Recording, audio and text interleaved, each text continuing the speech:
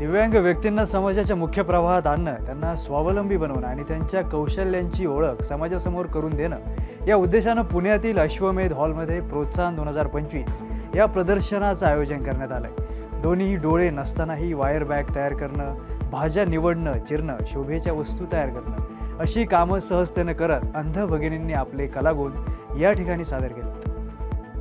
पिंपरी चिंचवड महानगरपालिका, theatre workshop company व पैस कल्चरल फाउंडेशन यांच्या संयुक्त विद्यमानं रंगानुभूती नाट्य महोत्सवाचं आयोजन करण्यात आलंय।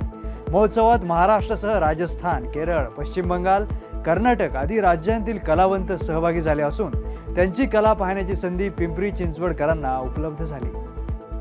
जागतिक पर्यटन दिवसानिमित्त परभन्ना फाउंडेशन, राज्य पर्यटन विभाग आणि धोंडू बाजी चव्हाण प्रतिष्ठान यांच्या संयुक्त विद्यमानं चौथ्या आंतरराष्ट्रीय पर्यटन लघुपट महोत्सवाचं आयोजन करण्यात आलं। 27 आणि 28 सप्टेंबरला पानशेत येथील सूर्य शिबिर रिसॉर्ट इथं हा लघुपट महोत्सव पार पडणार असून या ठिकाणी 61 लघुपट आणि 17 माहितीपटांचं स्क्रीनिंग होणार आहे।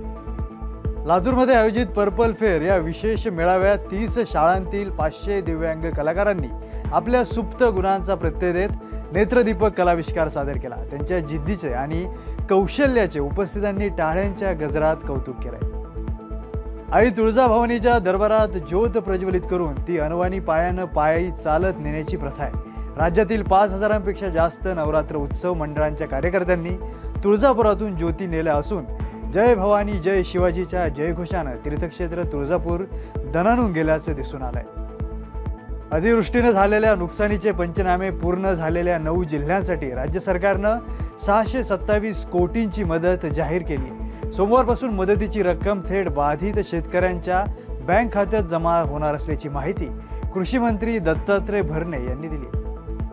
प्रसिद्ध दुग्धजन्य पदार्थ उत्पादक कंपनी अमूलनं त्यांच्या तूप, बटर, चीज, आईस्क्रीम आणि इतर दुग्धजन्य पदार्थांसह 700हून अधिक उत्पादनांच्या किमती कमी करण्याची घोषणा केली आहे। हा बदल 22 सप्टेंबरपासून लागू होणार असून नवीन जीएसटी स्लॅबमधील बदलानंतर अमूलनं हे पाऊल उचललंय। भारतीय चित्रपटसृष्टीतील सर्वोच्च सन्मान असलेल्या दादासाहेब फाळके पुरस्कारांची घोषणा करण्यात आली। यंदाचा हा प्रतिष्ठित पुरस्कार मल्याळम चित्रपटसृष्टीतील सुपरस्टार आणि एक परिपूर्ण अभिनेते मोहनलाल यांना जाहीर झाला।